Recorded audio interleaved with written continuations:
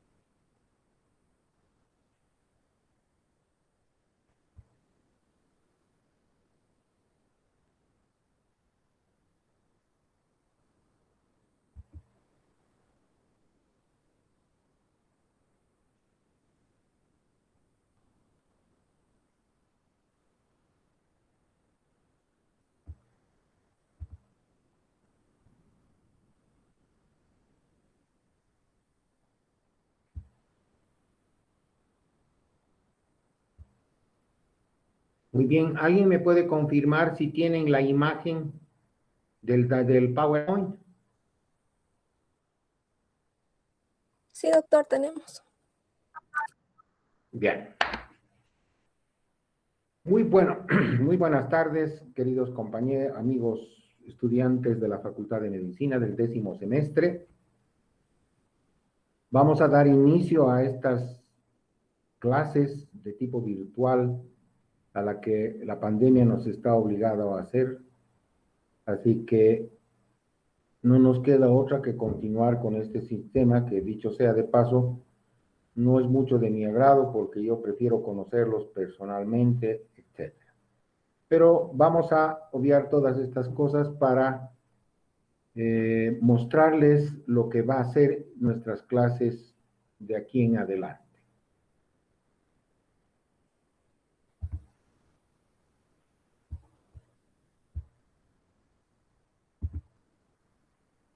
Este es el programa que vamos a desarrollar. Vamos a tener 10 clases continuas sobre los 10 temas más importantes que tenemos en oftalmología.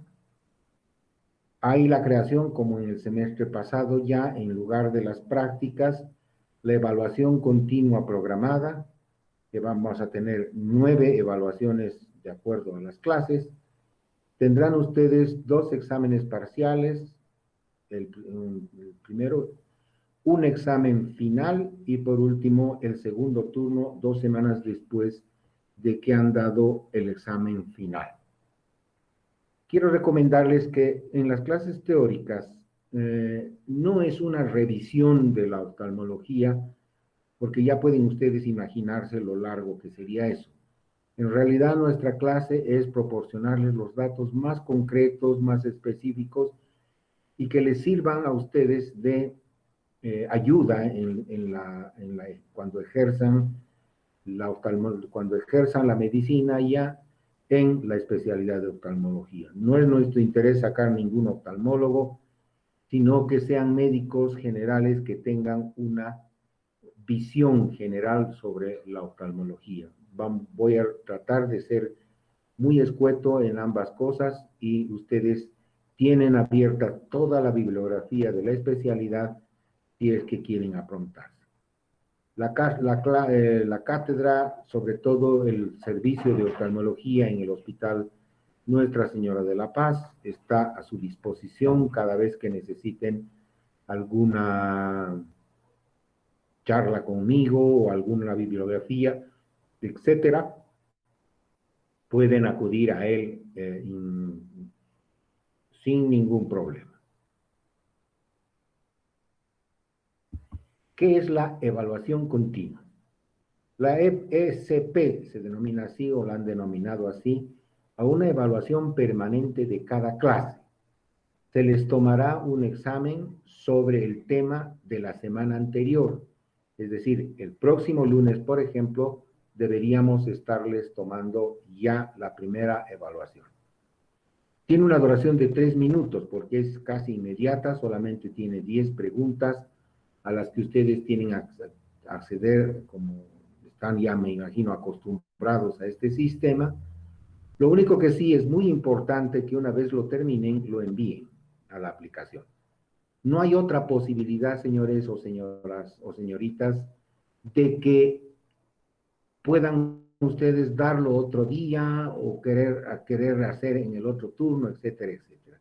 Lo que les corresponde simple y llanamente es hacer la aplicación de entrega y que quede ahí grabado, porque esa ha de ser la única posibilidad que tengo yo de evaluar la nota que tienen de la clase anterior. Y esto es muy importante. El alumno que no tenga nota sobre la EPC, por más de un 50%, estará fuera de la materia, sin posibilidades de recuperar, porque no hay otra posibilidad de ponerles otra nota. Así que, por favor, en lo que se refiere a la SP, tengan esto muy en cuenta. ¿Cuáles son los temas que vamos a llevar? El primer tema es la presentación, que es lo que estamos haciendo en este momento, y luego vamos a repasar un poco de anatomía, fisiología y embriología, que es lo que nos correspondería en esta oportunidad. Luego tienen el examen ocular básico y exámenes auxiliares en la especialidad. Esta clase es muy importante porque aquí se les enseña cómo tratar a un paciente oftalmológico cuando llega a una visita común y corriente, que es la que ustedes van a tener.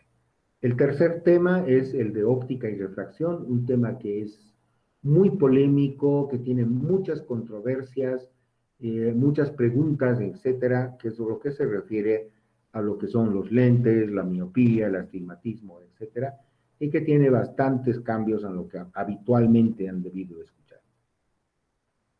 Y el cuarto tema es una de las enfermedades más importantes y más terribles que tenemos en la especialidad, que se llama glaucoma.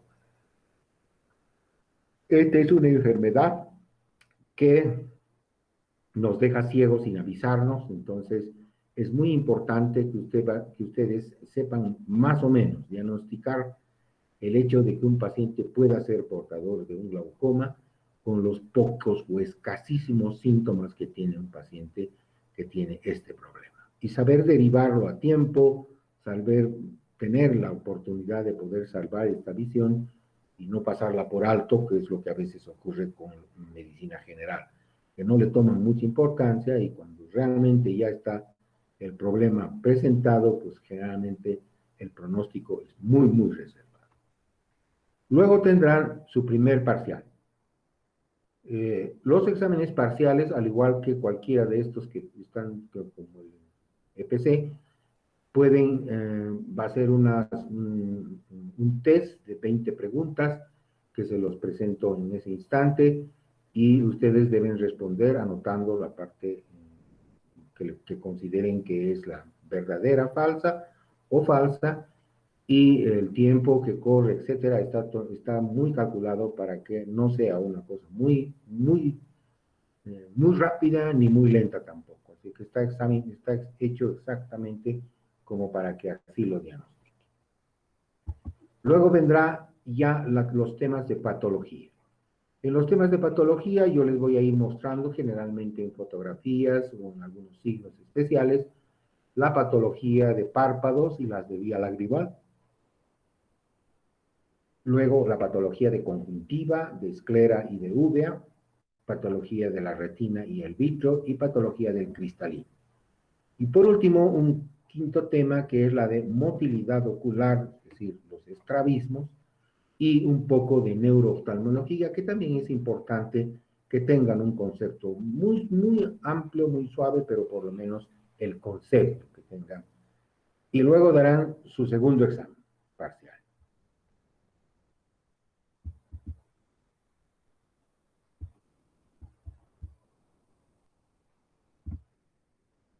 Y por último, tenemos la clase número 10, que son las manifestaciones oftalmológicas en enfermedades sistémicas. Por ejemplo, aquí es muy importante esta clase porque hay algunos que ya van a poder diagnosticar o ver, por ejemplo, las fallas que da la diabetes, las fallas que da la hipertensión, la eritrocitosis, etcétera, que son enfermedades que están muy relacionadas a oftalmología y que estamos en contacto, en permanente contacto generalmente con los médicos internistas o con los endocrinólogos, en fin, para hacer un tratamiento general y en equipo de las manifestaciones que nos dan en los ojos las principales enfermedades y sistemas que ustedes mucho conocen.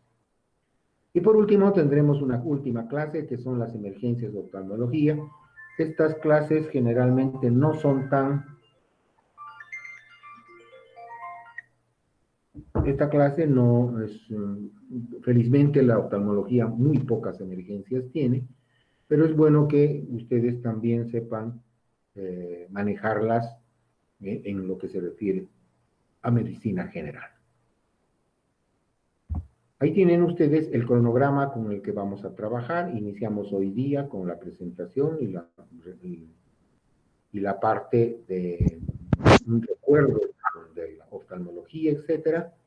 Y como ven, está ahí perfectamente hecho para que tengamos hasta el 8 de noviembre, que será el segundo turno. Voy a tratar de cumplir estrictamente esto para que, como siempre les digo, ¿podrías cortar tu micrófono para el... Eso es. Les decía que vamos a tratar de cumplir al pie de la letra todo este cronograma, porque hay una premisa que siempre tengo con ustedes, estimados colegas, que esta es una materia no muy grande, no muy importante, digamos, dentro de su currículum, porque es más o menos una especialidad, y es una especialidad, como bien muchos dicen, muy aparte. A ustedes el gran problema que veo siempre es que se les agolpa al último todos sus exámenes, todas sus revisiones prácticas, todas sus bibliografías, etcétera, y entonces yo no sé cómo soportan, pero realmente es increíble cómo a veces o lo logran o no lo logran. Yo quiero terminar mucho antes de esto, la materia, para dejarles campo de que puedan estudiar las materias más importantes o las materias más fuertes, digamos, de su semestre. Recuerden que ya están haciendo el último, yo no sé cómo lo hacen, pero creo que en su pensum llevan como 6 o 7 materias, lo cual es increíble, pero voy a tratar de que la oftalmología no sea una materia que les cargue tan fuertemente cuando tienen que estar en exámenes, en prácticas, etc. Trataremos de que terminen, ojalá no haya estudiantes que vayan al segundo turno, es una pena siempre, porque así el 25 de noviembre ya estaríamos, o digo el de octubre ya estaríamos libres. En el caso de los que vayan a segundo turno, será el 8 de noviembre que tendrán que hacerlo. ¿Ok? Quiero recordarles que es una de las cosas que me duele, la verdad, porque yo he manejado mucho las becas de posgrado del Rotary Club de La Paz, y es que se están acostumbrando a tener notas de 51, 50 y un poquitito más, por favor, que me falta nada, qué sé yo. Doctores, si ustedes tienen por lo menos la idea de alguna vez hacer un curso de posgrado fuera de nuestro país, si su promedio no está en mínimo 70, no pierdan el tiempo postulando alguna beca o algo así, porque no se les va a hacer posible. Y es increíble la cantidad de becas que dejamos que hay para hacer posgrado, y el requisito siempre es por encima de 70 puntos en lo que se refiere a su promedio de notas. Y si ustedes son felices graduándose o aprobando una materia con 51, no saben el daño que se están haciendo, y es un daño que es para toda la vida, ¿no? Porque uno no puede postular a una beca, no puede hacer un curso de posgrado, etcétera, porque el promedio es muy malo. Así que no se acostumbren a pasar la materia. Esta es una materia fácil, sencilla, cuestión de que lean, es bonita, además, es agradable leer oftalmología, y traten de sacarse 80, 90 de nota para que eleve un poco el promedio que tienen de las otras materias. No aspiren a tener 51, como por ejemplo los muchachos o muchachas que van al segundo turno. Ustedes saben que así si se sacan 100% en el examen, tu nota es 51. Entonces, es la cosa más desastrosa realmente para mí que tengan un promedio tan bajo en su promedio. Y tengan en cuenta esto porque ustedes son estudiantes de medicina que la mayoría generalmente aspira a irse fuera o hace un posgrado fuera de nuestro país, y cuando retorna es otro tipo de profesional, ¿no es cierto? Es otro tipo de médico, no es el, digamos, del montón. Entonces, traten de hacer un buen promedio en sus notas. Yo sé que no les cuesta mucho, pero háganlo así. Así que yo quisiera, lamentablemente, en todos estos años, siempre hemos tenido muchachos o muchachas que van al segundo turno, y eso es una pena realmente, porque es casi como arruinarle su vida para siempre, ¿no? Su promedio es muy bajo. Así que espero que este semestre no tengamos esta fecha del 8 de noviembre, que es el examen de segundo turno. Y para ello van a ver que no es muy difícil hacerlo. ¿Cómo está clasificada? Lamentablemente no me ha entrado este slide, pero está en revisión con la decanatura la forma de calificar. La asistencia a estas clases tiene 5 puntos. El que tiene todas las clases cumplidas, pues tiene 5 puntos en su nota final. Y iremos reduciendo a medida que van faltando. Es decir, el que ha faltado 1 tendrá 4, el que ha faltado 2 tendrá 3, etcétera, y llegando a 0, ¿no es cierto? El que ha tenido más allá de las 5 faltas, pues no tiene ese puntaje que a veces ayuda mucho en mejorar el promedio. Los exámenes parciales tienen un valor de 25 puntos en su nota, esto es de acuerdo a que respondan. Este programa o esta plataforma que tenemos es muy linda porque yo tengo sus notas al minuto o al medio minuto, con un promedio de qué preguntas son las malas, qué preguntas son las buenas, qué sé yo, así que en realidad es muy fácil porque nos han obviado eso de estar calificando todas las notas, en cada hojita, etc., ¿no? El programa en sí les califica inmediatamente, no solo a posterior.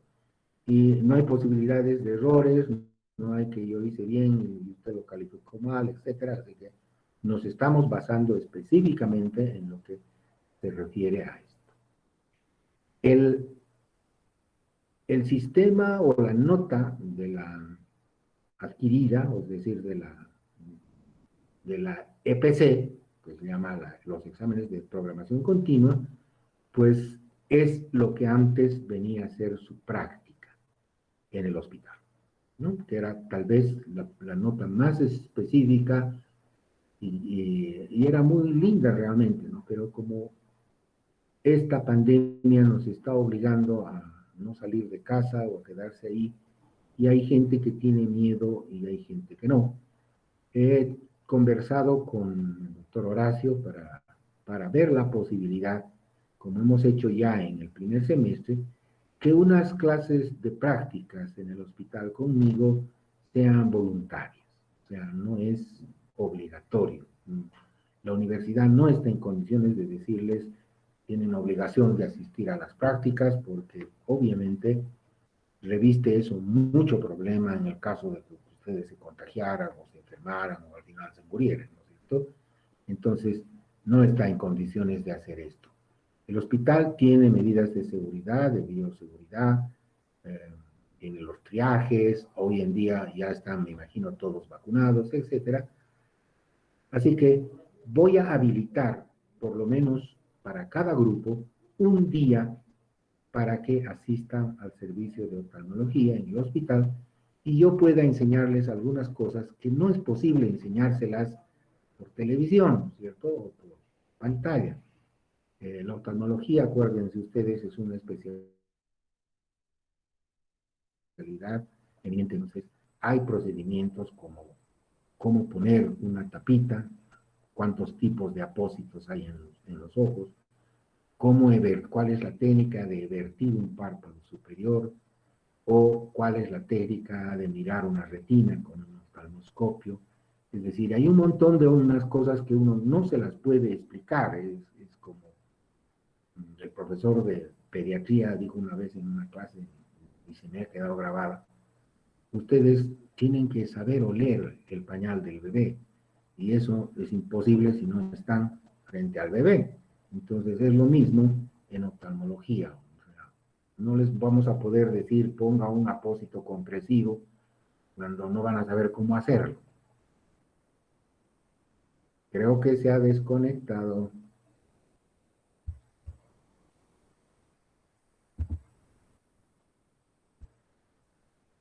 Bien. He sufrido una desconectada. Por favor, confírmeme si están recibiendo. ¿Alguno de ustedes? Sí, doctor, está normal. Está normal, ok, seguimos. Muy bien.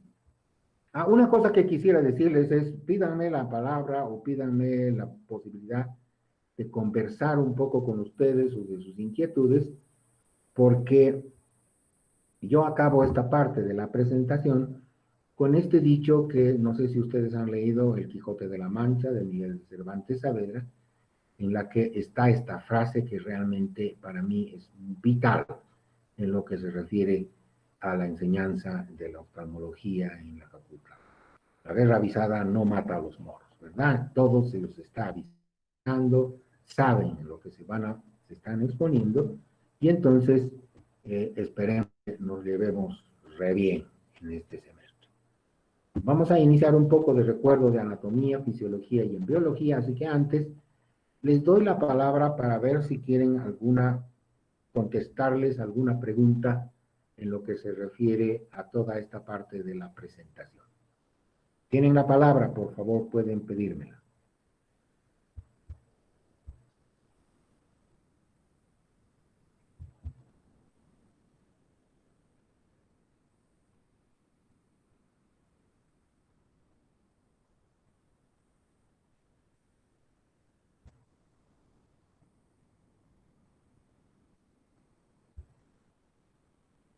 ¿No hay ninguna interrogante? Creo que no, doctor. Sí, han entendido todo exacto. Muy bien. Como les decía anteriormente, vamos a repasar un poco de anatomía, de fisiología y de embriología, de oftalmología, para que tengan ustedes una visión rápida de todo lo que vamos a hablar en el trayecto de estos lunes. Primero recordarles los huesos de la órbita. Esto ya es para ustedes tener que recordar. Muchos de ustedes han tocado los huesitos que tiene una órbita. Acuérdense que es una pirámide que tiene cuatro caras y termina en un ápice que en realidad es el agujero orbitario, ¿verdad? Los huesos que la confrontan es en la parte superior el frontal, en la parte externa está el cigomático, eminentemente en la parte inferior está parte del cigomático y la apófisis ascendente del maxilar superior, y en la parte interna, o sea, la pared, se les denomina paredes a los huesos a la órbita, está la parte más difícil, que está compuesto por el lagrimal, la cara anterior del esmoides y una porción del esfenoides.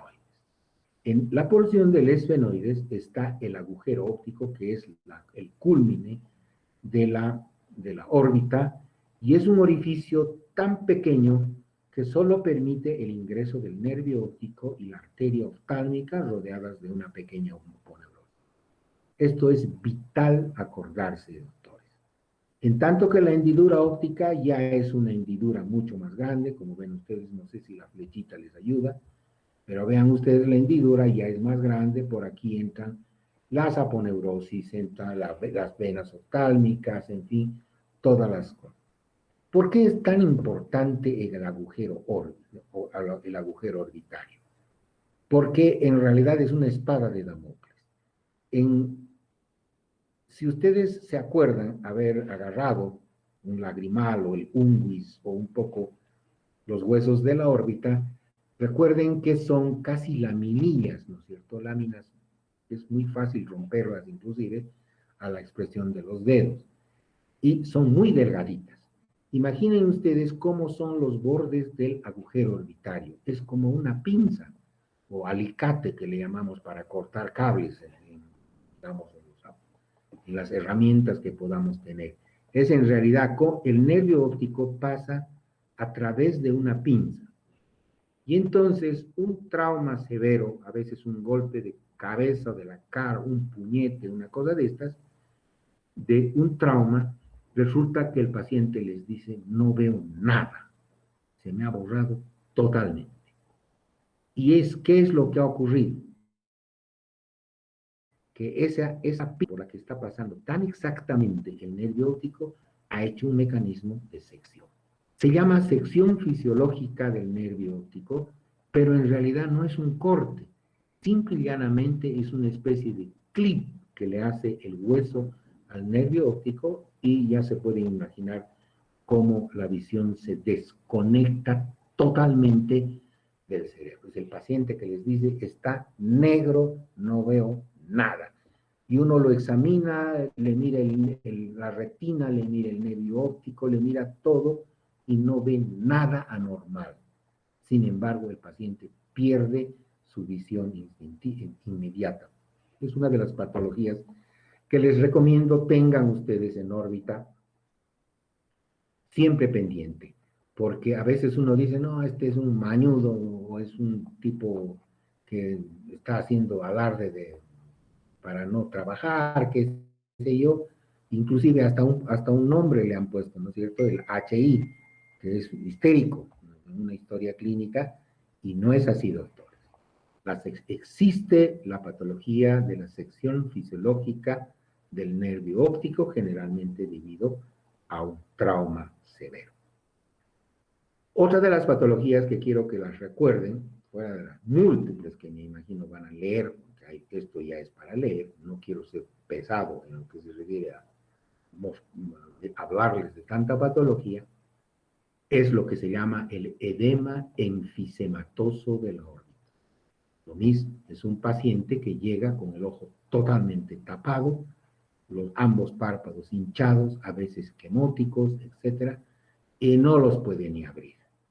Y entonces uno hace una ligera expresión sobre ese párpado y encontrará o sentirá una especie de romper burbujitas de aire, que se llama el enfisema palpebral, ¿verdad? Entonces hagan ustedes una pequeña expresión de ese edema que se está produciendo después de un golpe severo en la órbita, y entonces es como si uno sintiera ese de romper bolitas de aire.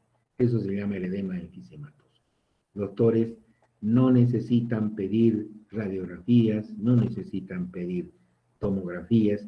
Ese es un signo patognomónico de una fractura de pared interna de la órbita. Con toda seguridad y con toda certeza, envíen ese paciente a un centro especializado, etcétera, porque se ha ocurrido que esas laminillas cortitas, digo, tan delgaditas del unguis, del lagrimal, de la cara del esfenoides, etcétera, se ha quebrado. Y entonces los senos paranasales se ponen en comunicación con la piel de los párpados. Ese paciente se le infla, si quieren ustedes, sus párpados por esa comunicación, ¿verdad? O es el paciente que a veces se suena tan fuerte la nariz con tanta fuerza que se le hincha los párpados. Ha hecho eso, una fractura de pared interna. Así que estas dos patologías, por favor, recuérdenlas, porque están presentes, son frecuentes, ¿no es cierto? Y uno tiene que saber cómo reaccionar frente a ellos. Doc, una pregunta, Yo- disculpe. Dígame. En la sección fisiológica del nervio óptico, ¿es reversible o irreversible? Es irreversible, doctora. Ok, Ahí se ha seccionado. Acuérdense ustedes que los nervios no se regeneran, ¿verdad?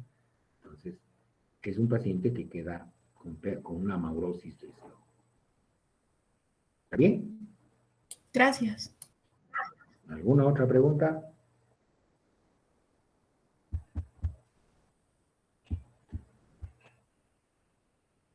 Les recuerdo ahora esto un poco para que se den cuenta de algunas de las estructuras importantes que tenemos en los ojos y que las vamos a ir revisando. A veces yo las menciono pensando que las saben o están ubicados y no es así. Así que este esquema es muy bonito. Como verán ustedes, el número 1 es el iris, ¿cierto? Pero en realidad es la pupila, porque este es un ojo cortado a la mitad, ¿no? La pupila que viene a ser, como ustedes saben, la terminación de la segunda capa del ojo, tiene lo que se llama un orlo pupilar, que es más o menos como la pretina de nuestras chompas, y en ella están depositadas todas las terminaciones aferentes y eferentes de los ojos que nos dan las manifestaciones de los reflejos foveales, ¿verdad? Entonces, ese es el iris. El 2 es la córnea. La córnea habitualmente es el, la estructura que podemos ver en un ojo. Cuando uno les hace a veces una pregunta en la práctica y les digo, ¿qué es la número 2? Y me dicen, es el iris. ¿Por qué? Porque parece un vidrio de reloj. Si ustedes ven un reloj de pulsera habitual, van a ver que lo primero que ven en el reloj son las agujas del reloj, la parte de la marca, si quieren, los números, etc. Pero en realidad lo que primero se debe ver y están viendo es el vidrio transparente del reloj. Exactamente eso es esto. Lo que primero se ve en un ojo es la brillantez de la córnea. Luego vamos a ir hablando más después. La número 3 es el lente que tenemos dentro del ojo, el cristalino, el encargado de la acomodación y de la visión y el enfoque de un ojo. Este es un lentecito totalmente transparente, ¿no es cierto?, que se mueve por medio de unas bandas musculares lisas, al igual que las del corazón.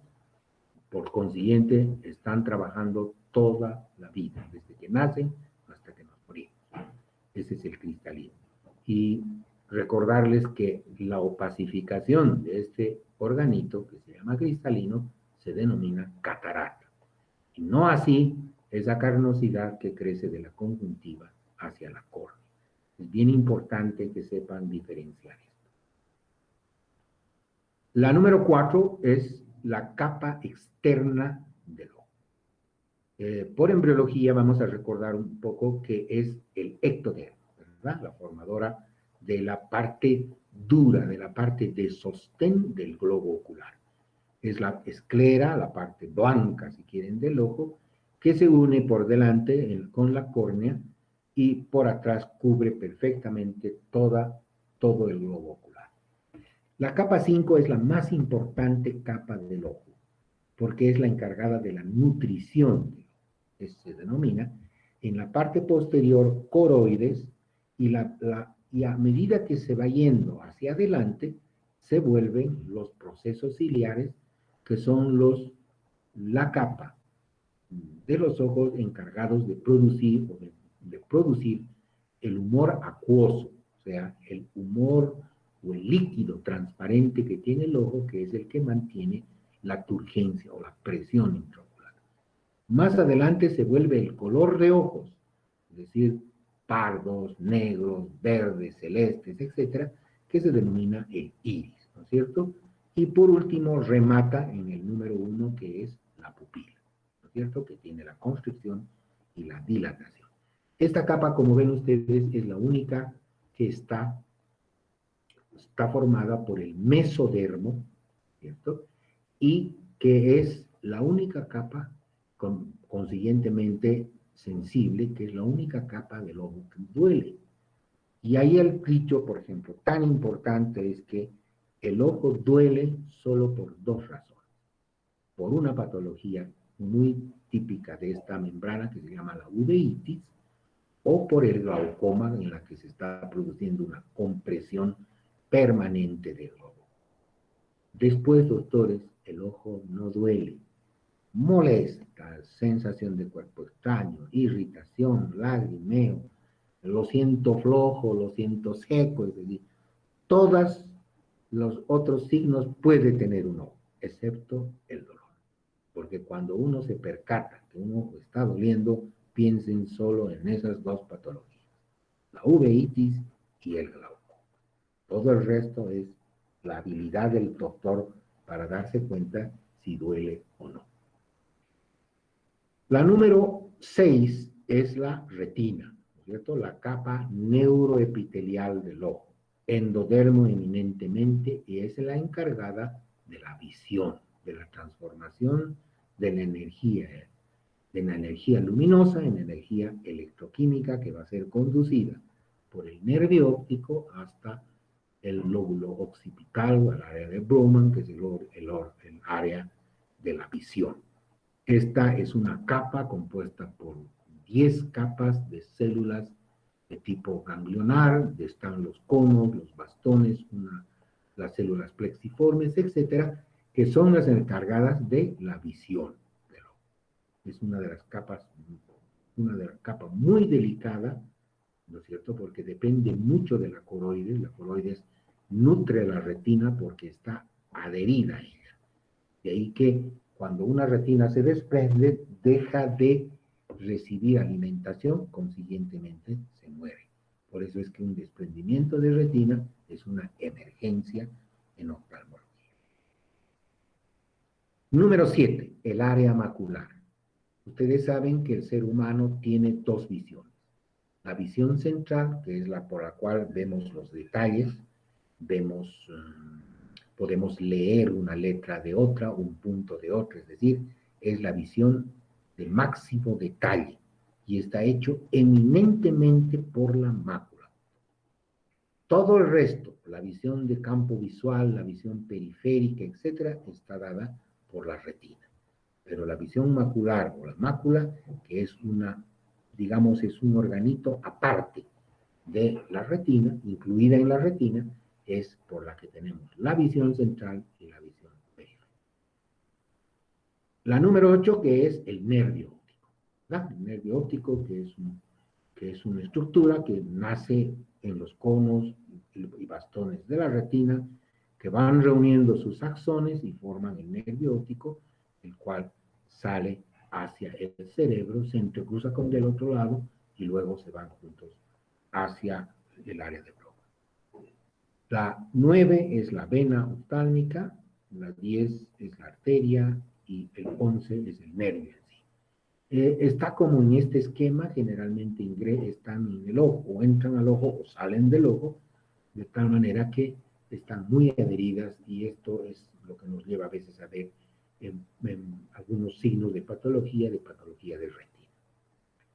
El número 12 es el recto inferior, el número 3 es el recto superior, que está esquematizado, lo vamos a ver mejor en motilidad ocular, que está esquematizado.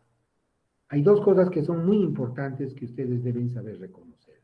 El número 14, que son los procesos ciliares, son las células dependientes de la coroides que están encargadas de segregar el humor acuoso y provocar la circulación del mismo en el ojo y sobre todo mantener eso que es tan preciado para los oftalmólogos, es la presión intraocular, que como verán ustedes, se forma y se drena en el ojo. De ahí que no tiene nada que hacer o ninguna relación con la presión general, sistémica, diastólica, sistólica, etcétera, que ustedes conocen mucho mejor que yo en lo que se refiere a sus alteraciones, etcétera. La presión intraocular es vital para nosotros y para el paciente que la tiene alterada. Y por último, la número 15, que es las cámaras del ojo.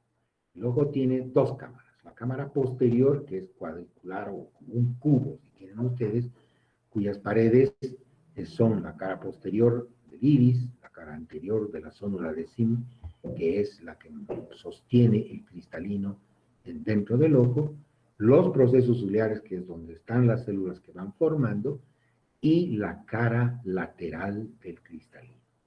Esta está comunicada con la cámara anterior, que en realidad es la cara anterior del iris y la cara de la córnea. La cara posterior es cuadrangular o como un cubo. La cámara en realidad anterior ya es un ángulo, que se denomina el ángulo camerular, por donde se drena ese líquido permanente. Cuando veamos el tema de glaucoma, les explicaré mucho. Pero estos son los conceptos, digamos, anatómicos básicos que les estoy recordando para que cuando hablemos de esclera, ustedes estén en la número 4 o hablemos de músculos, estén ustedes en la número 12 o en el número 2 cuando estemos hablando de patología anterior de los ojos. Así que es para que tengan un esquema bien hecho sobre lo que se refiere a esto. Desmenucemos un poco ahora la importancia. La túnica media, como les decía, proveniente del mesodermo, es denominada coroides o también es denominada úvea. Consta de tres partes, que son el iris, el cuerpo ciliar y la coroide, ¿verdad? Y las dos primeras integran lo que se llama la úvea anterior o la posterior, que es eminentemente la capa coroidea. En lo que se refiere a la esclera, les he dicho, es la capa estructural, la más fuerte, elástica, de constitución colágena, eminentemente muy dura, porque aun cuando uno dice el ojito es muy suave, muy delicado, no, doctores. Gracias a la esclera, el ojo es muy, muy duro, más bien, para ser dañado, para ser cortado, etc. Y eso se debe a la esclera. Y estas dos estructuras que ven ustedes ahí es la unión de la esclera con la córnea, que se denomina la pars plana y la pars plicata, que en realidad, como ustedes saben, solamente es la inserción o cuando la esclera termina y se continúa con la estructura transparente de la córnea. ¿Por qué es importante la pars plana y la pars plicata? Ya les he dicho, esta es una especialidad eminentemente quirúrgica. Cuando tenemos que inyectar algo dentro del ojo, estas son las zonas que específicamente buscamos porque son avasculares. Y entonces uno no tiene el riesgo de que al hacer una pinchada en el globo del ojo, pues provoquemos una hemorragia que es desastrosa cuando lo hacemos, ¿verdad? Es una pérdida inmediata de la visión. En cambio, cuando se hace una inyección de tratamiento, por ejemplo, hoy en día estamos usando el Avastin famoso, pues el conocimiento de estas dos estructuras es vital para que a un oftalmólogo no le vaya tremendamente mal, porque al poner una inyección sencilla, pues lo deje ciego a su paciente, ¿no? Entonces, es muy importante la pars plana y la pars plicata, que son las zonas avasculares del esclera.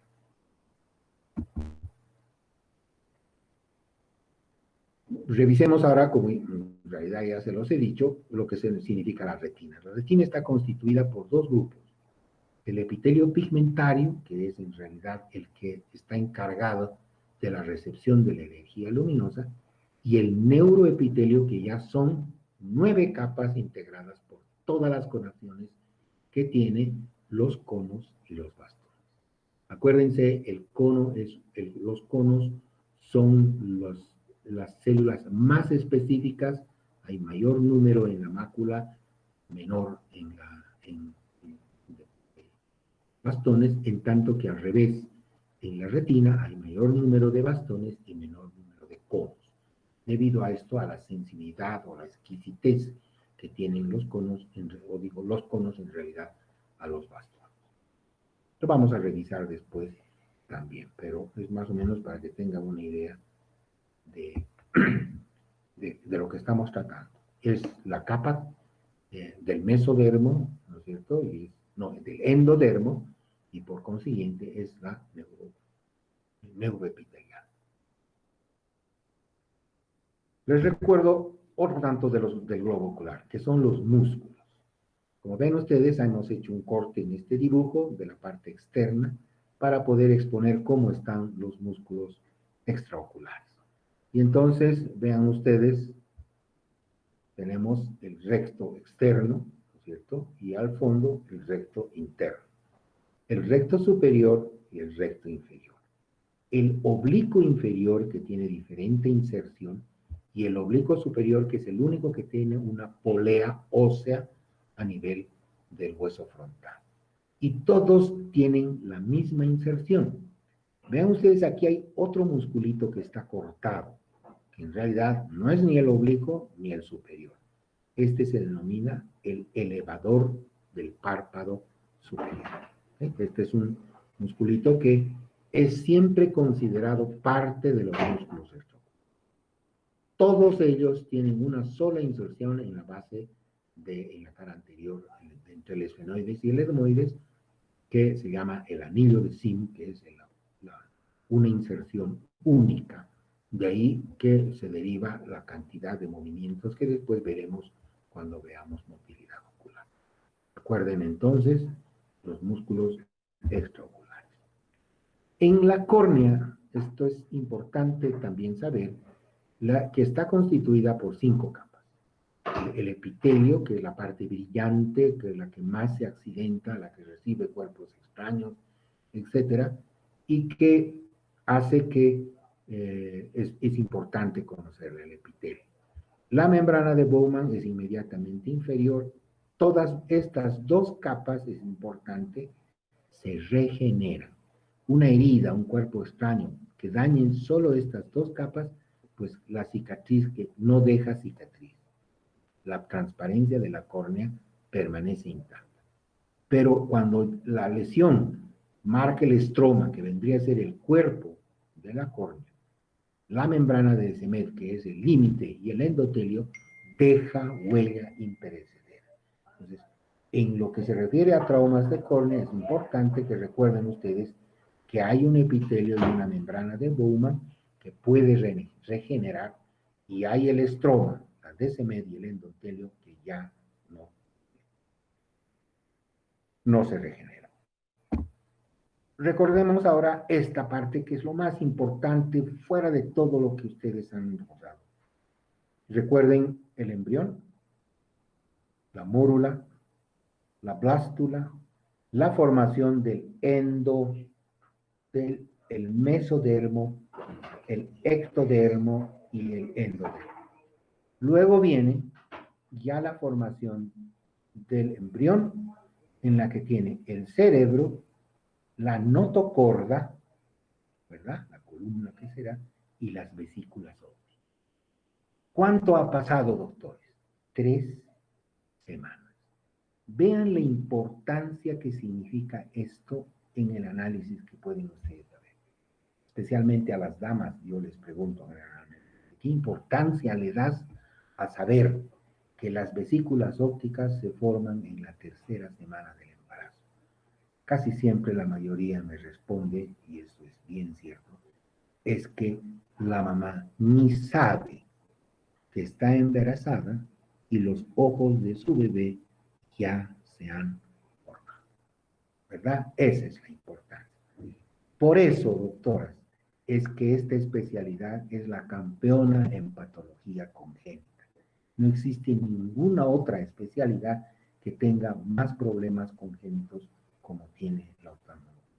Por eso, porque los cuidados, todas esas cosas que debe tener una mamá al embarazarse, pues a veces se les olvida. Y es que ni siquiera se han enterado que están embarazadas y los ojitos de sus bebés ya están formados.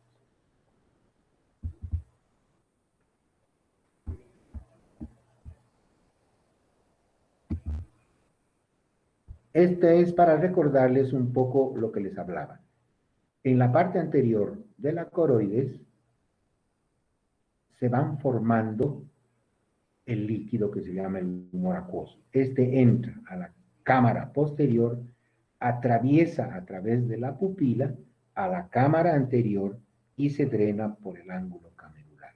Recuerden, se los voy a recordar después con más detenimiento cuando veamos glaucoma, pero es bien importante que sepan ustedes lo que se llama la circulación fisiológica del humor acuoso.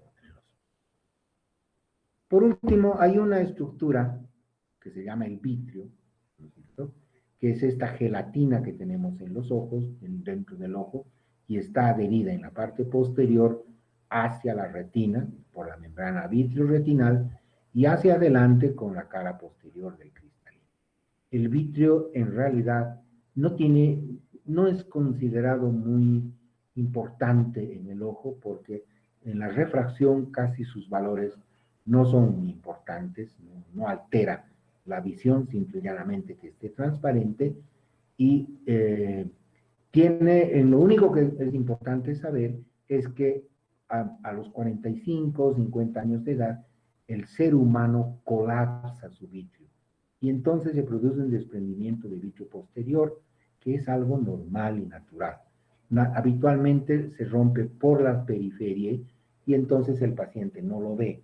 Pero hay muchos que dicen y refieren o van a la consulta y dicen, estoy viendo una mosquita permanente que se mueve, esa es la importancia, y es que se le ha desprendido por algún otro lugar que no sea la pars plicata o la pars plana, y entonces el paciente en alguna posición de la mirada, pues hace eso, que lo empieza a mirar, ¿verdad? Entonces, eso es lo que se refiere y lo más importante de saber lo que se llama el vitrio. Y por último, acuérdense de esto, el esquema de la visión. La visión, el ser humano recoge la energía luminosa por medio de la retina. La retina, por medio de tres enzimas, que son la luteína, la sensantina y el acetónido de sensantina, la convierte en energía electroquímica. Así la conduce por medio del nervio óptico hasta una formación que se denomina quiasma óptico, que en realidad es el otro ojo. Y aquí se entremezclan las fibras nerviosas. Así son transferidas por medio de la cintilla óptica hasta el área 5 de Brodmann, que es el área de la visión. Y de ahí se conecta por medio de las radiaciones ópticas con todo el cerebro. Todo, doctor, todo. Esa es la palabra perfecta. No hay un sitio en el organismo humano que el ojo no sepa dónde está. Así que ese cuento de que dicen los oftalmólogos que estén solitos con sus ojitos y que no molesten es falso. Nosotros estamos relacionados con todas las enfermedades, con todos los sistemas patológicos, etc. En la práctica me gusta hacerles algunas pruebas para que se den cuenta cómo está relacionado el ojo con todo, pero es así. Mediante las radiaciones ópticas no hay mesencéfalo, no hay cuerpo geniculado, no hay nada que el ojo no sepa qué está haciendo y a dónde se está metiendo. Esa es la famosa. Así que recuerden ustedes como premisa anatómica de esta mañana es que la oftalmología está metida en todo, somos los más metiches y muchas de las enfermedades sistémicas se manifiestan en los ojos debido a esa relación que tiene. Bien. Espero haberles abierto un poco su mente para ir a repasar ahora un poco de anatomía, darse cuenta, etc. El próximo lunes, en menos de 3 minutos, deberán responder 10 preguntas de esta clase y de lo que hemos hablado hasta hoy. Así que, por favor, espero que hayan tomado atención y se les haya quedado grabado etcétera, esta recordación muy sucinta, muy rápida de lo que significa la oftalmología. Acuérdense que como para cualquier especialidad tenemos tomos, tomos y tomos de libros para revisar esto. Hay ahora las páginas de internet, etcétera, que están bien buenas. Así que, en realidad, por eso los he orientado a revisar algunas cosas muy puntuales que como médicos generales les va a servir. ¿Okay? Muchísimas gracias por su atención. Nos vemos la próxima semana. Hasta luego, ¿Alguna doctor. pregunta antes de cerrarnos la forma?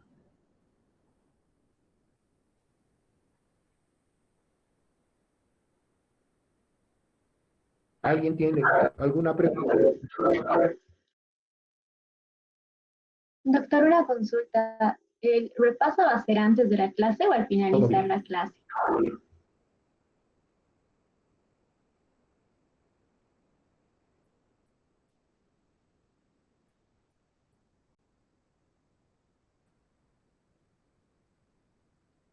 Yo creo que nada. La asistencia es automática, está quedando almacenada. ¿Sirve? ¿Puedes repetir tu pregunta, por favor? Hola. No, discúlpame, pero había un sonido y no recogí tu pregunta. Sí, doctor, Otra de es que las cosas que quisiera... Te escucho.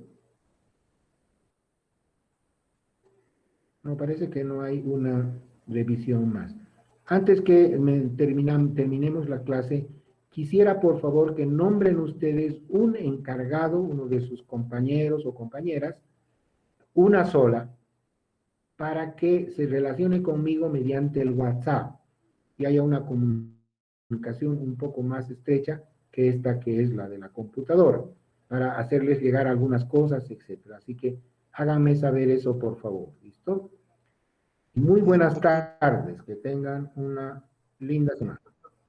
Doctor, No es que no escucho, a ver, dime. perdón, no estaba dando mi micrófono. No Creo tengo que, recepción. creo que se saltó la diapositiva número 18.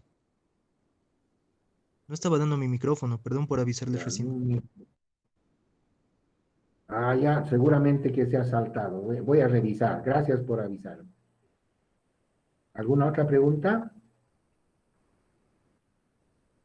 Bien, muchas gracias. Nos vemos el próximo lunes. Hasta luego. hasta luego, doctor. Hasta luego, Hasta doctor. luego. Doctor. Hasta luego, doctor.